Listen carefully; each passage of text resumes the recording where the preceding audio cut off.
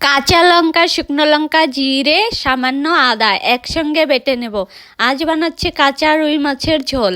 মাছটা দেখো গোটা একটা মাছ ছিল, যেটা বাবা বাজার থেকে কেটে নিয়ে এসেছে। তো এবার মাছ 4 পিস নিয়ে নিয়েছি। এর মধ্যে কাঁচা লঙ্কা, টমেটো কুচি, লবণ, হলুদ, বেটে রাখা মশলাটা সর্ষের তেল দিয়ে মাখিয়ে 10 মিনিটের মতো ঢাকনা দিয়ে রেখে দিব। এবার কড়াইয়ে সর্ষের তেল দিয়ে দিব। তেলটা একটু গরম করে নেব। তারপর জিরে দেব সামান্য ফোড়নে। এবার মাছগুলো দিয়ে ভালো করে ভেজে নেব একটুক্ষণ।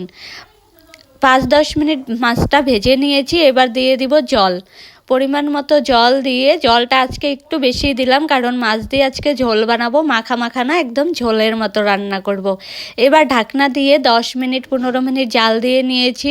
তাহলে কিন্তু হয়ে যাবে রান্নাটা। হাতে 20 মিনিট সময় থাকলেই কিন্তু এই রান্নাটা হয়ে যেতে পারে। খুবই সহজ আর খুব তাড়াতাড়ি হয়ে যায়।